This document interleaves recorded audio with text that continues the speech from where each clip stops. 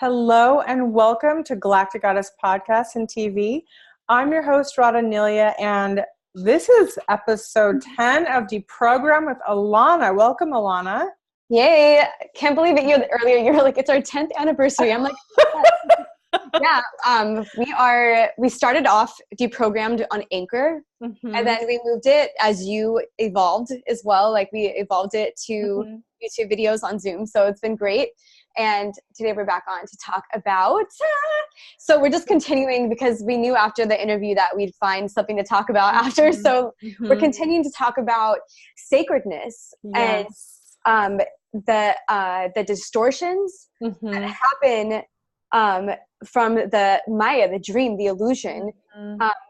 So our whole point as being a starseed is to come back out of that dream state and to realize your full potential as a divine sovereign being and start really, hate to say it like the yogi teabag, but communicate sacredness to really become that mantic, that divinity is always with you, really, because that's Sophia, that's the wisdom of nature, that's alive, life, not the death culture, because that is the Maya illusion. So, well, what I want to say about Maya illusion, I feel like it's outside of that. So we are that, we are in that, and the dream is good inside the mother's womb. It's beautiful. However, there's creations outside that project onto our humanness, our divinity, our innocence, that causes sacredness to split. So we're talking about that today. Yes. Right. That's beautiful. Can you describe a little bit about the Maya a little bit? Your mom's name is Maya. Yes, my mom's name is Maya Devi, and she's a shaman. So I know what Maya means is illusion. So this world is Maya. It's a world of illusion. But Maya comes up so that we can see beyond the illusion. And part of our job is to be seekers and to be curious enough to look through the illusion. You know, Buddha's mother was named Maya, and she died during childbirth. And when she died, she, went to the other side of the veil. And from there, she was still communicating with Buddha and helping him with all of his teachings. In fact, all the teachings from Buddha are from Maya Devi, his mother. Interestingly enough, she was the one that was communicating him and telling him, keep going, because she could see beyond the veil. So Maya is not here to create harm. Maya is here to help us to remember. And that's crazy. Yeah. I mean, you give all the credit to a man, but it was like, the divine feminine, that was her teachings. Maya Devi is really the one that brought the teachings to Buddha.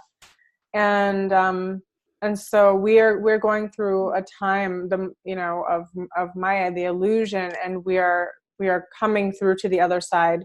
The veil is like really thinning, and I don't know if you guys feel that, but you can sense things in a much deeper, bigger way. You can feel things. You feel like you can connect with, I don't know, other realms. How would you feel about sharing what that means to you, Alanna?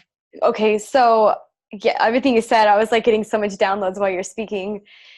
So basically, if you have eyes to see and ears to hear, that's what it's really about. You have to bring your vibration up to that, or else you're stuck in the illusion. Yes. The illusion is limitation, and realizing your limitless potential is getting outside of the dream state. And I was thinking recently that when we dream, it's actually more crazy than our waking state. So sometimes I feel like this is the dream. We're having reality here because it's more like, we know that, like, for instance, I can wake up the next day, but my friends are still the same as they were yesterday. There's basic things that stay the same here that keeps us grounded to that, and it doesn't mesh with our dream state. So also, when you said that, you have to be curious, there's always that saying, curiosity killed the cat. Well, I think illusion saved so it saved the cat. Curiosity saved the cat from the illusion. Right? Exactly. So that's diverted. And if it doesn't try to jump up on the top of the refrigerator, it doesn't really know if it ever can really get up there. So he's so curious, and it just will destroy the house. so innocently, you know, because it wants to explore everything. And so sometimes we have to break worlds, we have to break walls to get to the other side. And that's what's happening right now. And that's why there's such a big industry that, although it knows the keys and that magic exists, it also tries to hide it from the rest of the people. And that hoardingness is actually what's being destroyed right now. That energy is that one person deserves this divinity more than you, or the, you know, it's like that's being destroyed. Well, that's the illusion. The illusion that we're separate. The illusion that there's a hierarchy. When we really unveil things, we see that we are actually all one, and in some way we are all interconnected. It's like, I always think of it as, I remember so long ago, before I ever started my awakening, I started having certain miracles in my life. I was in the Philippines and I was flying over the water, and then I saw where like there was some oil spill stuff and it was dirty. It was like polluted, you know, and then it was so clear on the other side. And then I was thinking, you know, the earth is like the vessel of the divine, of the creator, you know, and we are like little cells. And when we wake up and we're like, hey, are you awake? Are you, you know, we start to create new synapses in the divine consciousness. The divine itself is waking up. So Maya is a great illusion because it is a divine creator / creatress, Shakti Shiva, that came here to fall asleep and to remember itself in so many different forms, like every kind of form you could imagine. And if you can understand, Christ always comes back to reclaim its missing parts, like the Sophia, that feminine aspect, right? It's so true. And so if we would see things from that perspective, that, and I was thinking when I saw that, you know, toxicity bleeding, I said, when we're hurting the earth, we're hurting ourselves. That we don't understand. It's not like an isolated incident where the pollution goes everywhere. It affects everyone. And just like our thoughts, they go everywhere and affect everyone. Because if we're part of the one consciousness, you know, we have a huge effect on everything, you know. So as we start to awaken, we have to just hold ourselves in that divinity, because we're coming back to the sacred. You know, it's been so distorted. Like, that's the one thing I know, and that I felt since I was a little girl, is that this world is distorted, you know, as you know. Yeah. I know. And that was the basis of our show today, where it was like, you were like, sacredness, distortion, like that was really, because that is what starseeds are here to try to mend. And it's not really a quick fix. It's a mending of deep generational wounds. Yes. And you know, separation. And we're not just dealing with separation in a small scale. We're actually the separation from our divinity, like our heavenly mother and father. And I think that that's what we have to remember, that, you know, family unit, it's family, because even in the shaman's oracle that I have, it goes back to that aspect of like the spirit of family, the spirit of love, the spirit of truth. These are higher qualities of the divine feminine that's been distorted. And it's almost like the feminine, it got taken over because maybe it was too much, you know, it needed a balance. And because the masculine's, the patriarch is so strong, it just overpowered. So I don't think it meant to. I just think that there was part of like in the dark that they weren't able to see fully the power of that. And actually, speaking of the Maya, the mystery schools teach that the shayatin, what you call Satan, the devil, etc., the ruler of this world, so the mother, which could be Sophia, because she loved the creation so much, she fell into it, and she tried to get people to listen. Sent Yeshua and Mary Magdalene here to speak of certain things, right? To plant seeds, to get people to wake up, to pay attention to the Holy Spirit, that she's here. But I don't think people received her. No, and people did not receive. They say that she actually gave this Shaitan, the devil, the keys to the other worlds accidentally. and in a way because of her love. And so anybody can have knowledge, but it's the wisdom of her that you need to understand is what's going to make the changes that are needed. So, you know, we can be more aware of that divinity and realize that we're not just co-creating, because that's kind of dumb, because everything already exists in the dream. Yes. And outside the dream, because everything already exists. You're just becoming a high vibrational match to what it is that you desire, that you can't do. Because I was listening to this guy, I can't really pronounce his name, but he was talking about how we manifest things in our life based off of what we need to learn, right? And I believe that too. However, like even bad things happen to us by subconscious things that we don't work through. So it's really becoming aware that you are a part of the dream, to become awake in the dream. I always say that, it's waking up in the dream. My dad always talked about waking up in the dream. I'm like, what does that mean? But then I was like, I understand. It's like we are dreaming. Like I'm dreaming, and there's a part of me, like my oversoul, that is witnessing the dream. You know, like we're witnessing the dream and we're in the dream at the same time. We're in dream time together. And so we want to get aligned, if possible, to the highest vibration that we can in this dream. So we can start attracting that world, because we're like the, have you seen the movie Inception? Leonardo DiCaprio? Yes. Where, you know, they go into these dream states and they're creating worlds, right? And we're very much doing the same as well. And but we're doing it while we're awake, but also with our subconscious. Like, you know, we're both energy healers in different ways. But in like theta healing, we're clearing and we're doing stuff in the higher realms, and then we bring it all back down. It comes down. Like the physical is the last to receive the manifestation that we were creating as architects in the higher realms. Right. And so we are so powerful, and I think we need to understand we can co-create so much together. And that's why I love coming together with other healers and people like you, because it really magnifies the energy and what we're creating in our intentions.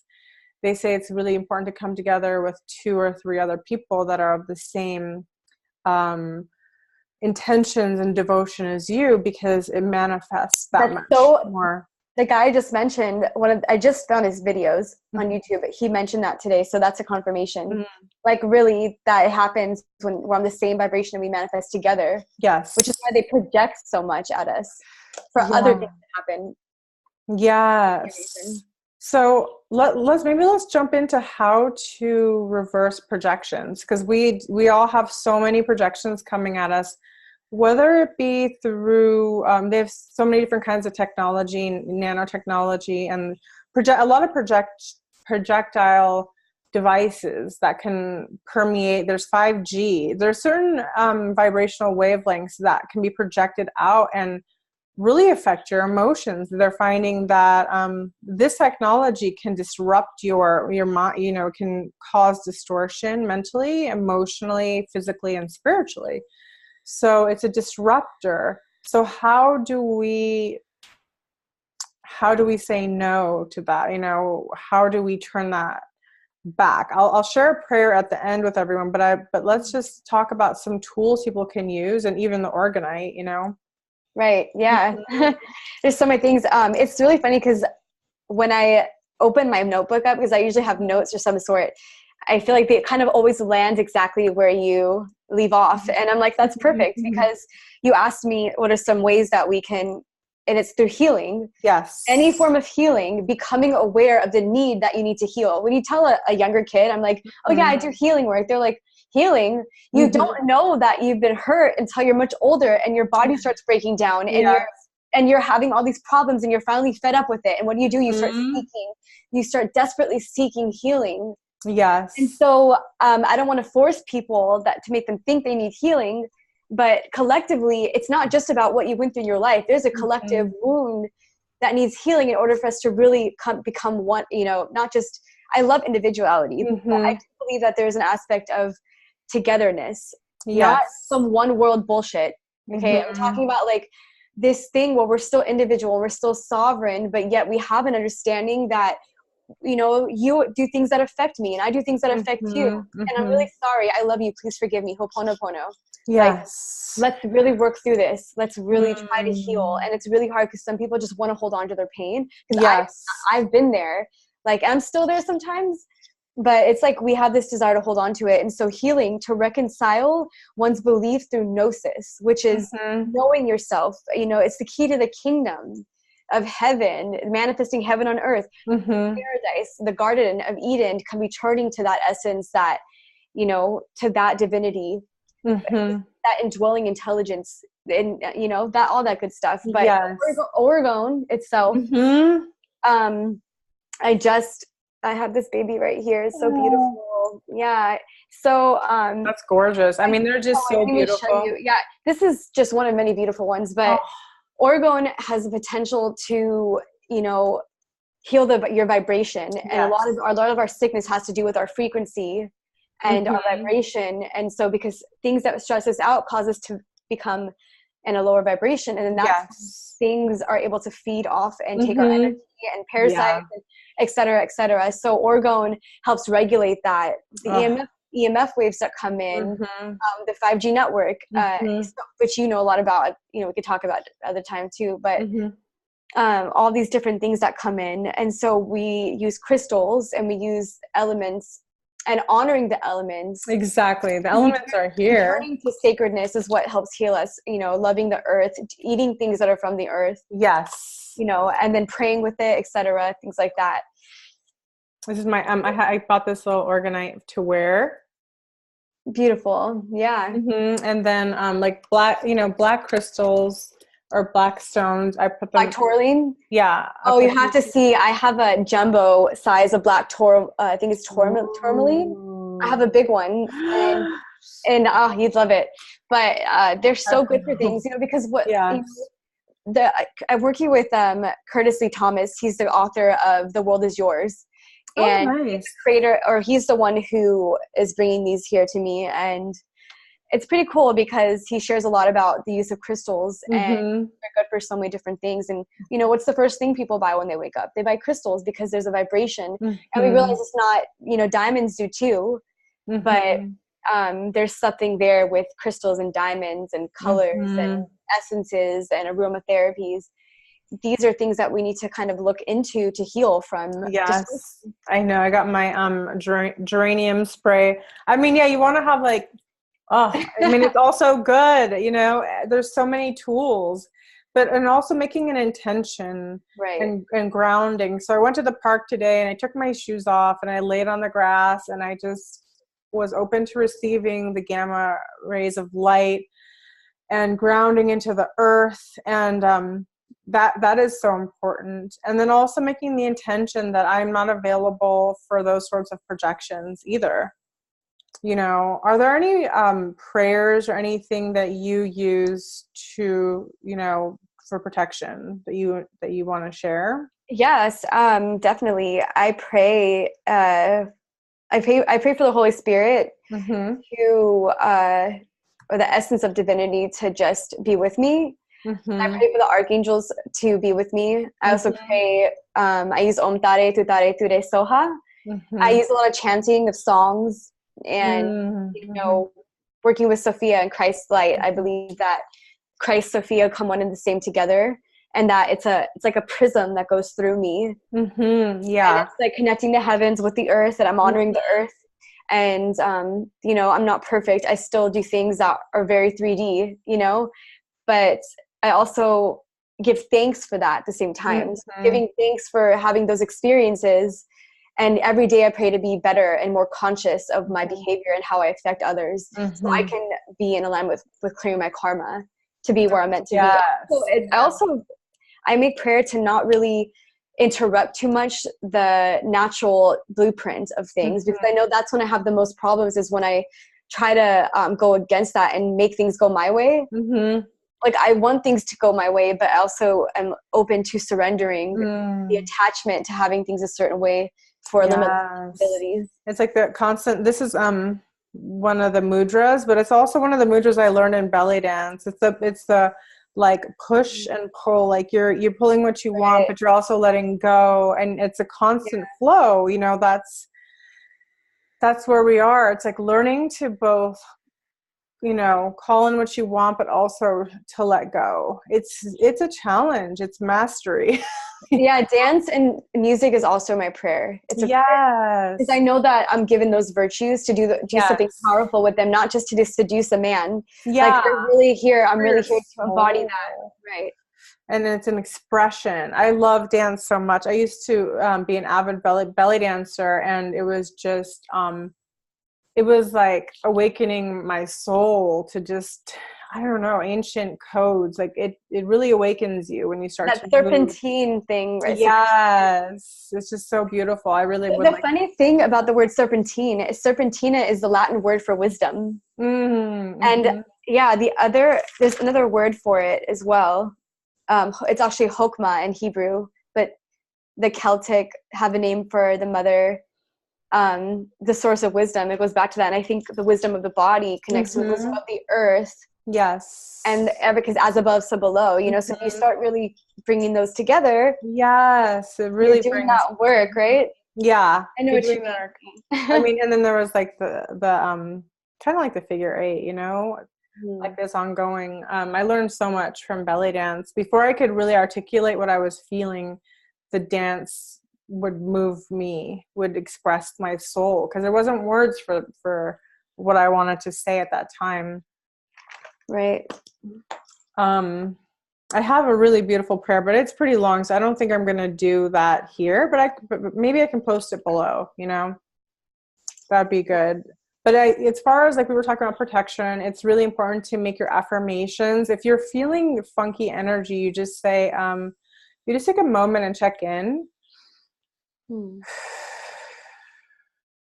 then just, breathing really helps a few times, and tapping right here. Oh, that's the best spot right there. It's like the tender spots. Yes, right here. Right there. The tapping and breathing. And then just choosing to say, no, I'm not available for anything to stick to me. I'm not available for projections. If you feel that energy, you just say, thank you. I'm not available for those projections. Please send them back to the sender or to source energy to resolve and dissolve. Right. The highest and best way. Sending it back to have its healing as well. To have a healing, yeah. And then just calling in that pure light straight. I always bring it through my crown, and you just start to wash your body with it through your crown, and to every cell of your body, just start to wash and cleanse and ask to release. And I also call in like this energy vacuum cleaner.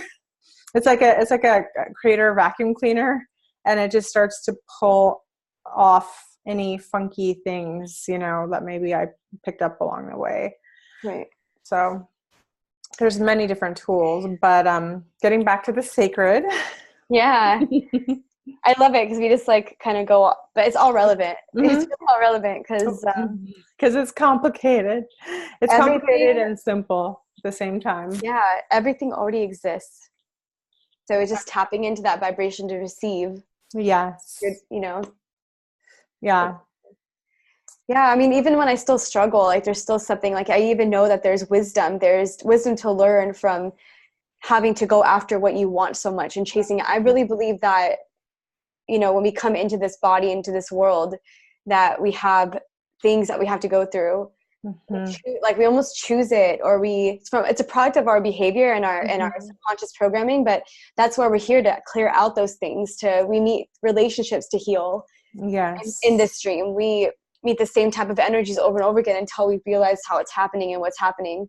Yeah. So once you catch on, it's actually quite fun. It's like, even though I want to like bang my head against the wall today, like I'm still spiritual. Like I'm okay. I have people in my life that like, I'll get in a fight with one of them and they'll be like, you're supposed to be spiritual, You should know better. I'm just like, are you kidding me? Like, just because I'm spiritual doesn't mean not know that I'm not going to blow up. I'm also like, yeah, I reserve the right to be human. I reserve the right. I don't want to be, though. I don't want to be ever affected by people. And that's my goal, is I'm going to get to that level to where I'm going to be a Buddha. I hope that's my goal, to not be so affected by other people's behavior and know what's mine and what's theirs.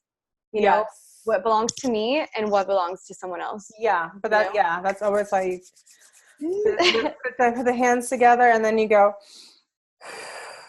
like, this is mine and this is yours. Right. And then you just cut the energy. Yeah. And taking responsibility, you know, also is part of it. Cause I know when we really take responsibility, like, wow, I created that experience because the way I was thinking, that I subconsciously have a thought that was, you know, kind of, cutting off my belief in something else that I really want. Yeah. And there's something important to say also about there are different kinds of karma. So there's karma that's been like past life created, generated, or beliefs that we get downloaded with. That's karma that we're recreating. And then there's karma with other people's free will, where they can come in, and sometimes we don't just attract everything. Sometimes other people they have free will too, right? Right. So they impose their free will, and it's not always what we're just attracting. Sometimes it's another person's free will that's why we have to become really conscious, right? That's part of the healing. Yeah, so we can make sure that we're not being controlled by something else. Exactly. And then learning to say no to that energy, you know? It's really hard. Yeah. You know, no. Yeah, that's part of the reason why we do Deprogrammed, is because we've been in those situations before where we weren't completely honoring ourselves because we weren't aware. We weren't aware of the idea that someone else can be really projecting so strongly that I'm not making decisions based off of my truth. And people can project onto you too, just even on like a picture on Instagram, right? I mean, people have their own agendas. Depending on where their consciousness is, they have their own agendas too. And so we're not responsible for having to absorb everything that is coming our way. We can say, oh, okay, I get that. And no, thank you. You know, we co-create in that way, you know? So it's an ongoing process, but coming back to the sacred is just our birthright, because we are sacred. We came from the sacred. When we were little babies, we were sacred, you know, we are still sacred. And it doesn't matter what you've been through, what you've gone through, what you've seen. A lot of people feel like shame, you know, because shame is so much part of our culture. It's part of the religion. It's part of society. And the shame is like something that prevents you from being able to experience your sacred. So a lot of the shame comes in through our family, our lineage, right? Right. And so it's not always ours that we're carrying, but it's our job to start releasing it. And as you start to peel off these layers, you realize they don't protect you. The truth is, the sacred, it was already inside of us. It was already always there. It was never not there. It was never not there. We are divine. We are sacred. And therefore we are here to come back to that divine remembering. Would you like agree that to come back to the sacred is that we're battling a type of, maybe not battling, but we are up against like I said, the death culture, which is against life force, which is our life force energy, our sexual waters, our sexuality. And I think that goes back to the reasons why trauma-based mind control is so powerful, is because it actually takes away that, and it feeds off of that, but it disconnects you. So a lot of our problems, I think, are like, you know, what they call, Wilhelm Reich is the one who created the Orgone. And he talks about the Orgone being sexual energy, Orgone. So it's like this life force energy that's emanated from us. And so when we're sick and when we're not vibrating high, then, or spiritually sick, we're not balanced. And part of this healing and part of the sacredness is taking our masculine and our feminine and balancing it, healing the hemispheres so we can be a fully activated being and attract more positive experiences from one another. Yeah, because even the crappy things that happen to you, like I think that a lot of it's projected, but I also think a lot of it has to do with maybe the way we're vibrating, you know, because I feel like my experiences are way better when I'm feeling good. Oh yeah, obviously, like we want to feel good, but also understand that as we vibrate higher, we become more succulent fruits for those that are looking for that energy. Succulent fruits. Succulent fruits. I'm a bigger peach now. You know, and so it's not that it's a lot of people get really upset because when they're at a higher vibration, a lot of times energetically they get knocked down. They're like, why every time I get to a really great place, I get knocked down again? Why is it? So you can go higher. So you can go higher because if you really truly have excelled the way you want to excel, then your reaction might be different to what's happening to you. Yeah. Every time it happens to me, it's an opportunity. It's an opportunity. I'm like, oh, I'm so mad. I want to cry. But I'm like, oh, I totally get it why this is happening. And I'm just like, wow, you know. And then we're always okay. We're always okay after. You know? We're okay. We're just, you know. I mean, that's a beautiful thing is that you realize everyone serves a purpose, even that which is deemed the darkness, right? I mean, that's even still serving a purpose to say, you know, how am I going to react to this today? How am I going to deal with it? It's not about being perfect, you guys, because that's never my goal personally is never to be I'm a perfect person or I'm a perfect being. That is not my goal. That's not what I want. I want to be I just want to be the best version of me. That's the most fully self-expressed too. So you know, and so that's what motivates me. It's not because I think perfection is somewhat of an illusion, like the Maya, because in this realm, like, you know, you get to a certain level and then there's always another level, or you get to a certain age and there's always another, you know, whatever it is, there's always more. So it's not about perfection, but it's about being the best wherever you are for you, you know? Absolutely. Yeah. It's so beautiful. Good. I know. So is there anything else you'd like to share before we end this episode? No, I think we probably hit a lot of good topics tonight. And what is now tonight? It was daytime before. I know, it is. Yeah, and outside. I think, you know, closing it up a little bit is just that as a co-author of your Starseed book, that's where it kind of like the inspiration came to really talk about starseed work, and that's to communicate the sacredness, to bring it to the light, to help clear the shadow aspects, and to, you know, respect that and know that all those parts of you they were experiences needed to happen, and then to just kind of try to go back to that. And maybe maybe we're preaching to the choir, you know, maybe we don't know who's going to watch this. Yeah, we never know who's going to watch it. And maybe we're also just like sharing our experiences, and that there are aspects of divinity that is coming through me and asking me to communicate to others this work, you know, it's my great work and I'm just here to share it. And so, tap into your sacredness and you know, sacredness, keep pushing on. Exactly. Keep going, because it's a beautiful experience to experience your own sacredness, and there's nothing like it in the whole universe. And so we are here on a journey together, and I hope you enjoyed this episode. And like Alanna said, she is a co-author on Awakening Starseed. So if you guys would like to be part of that, we do have a very few spots left.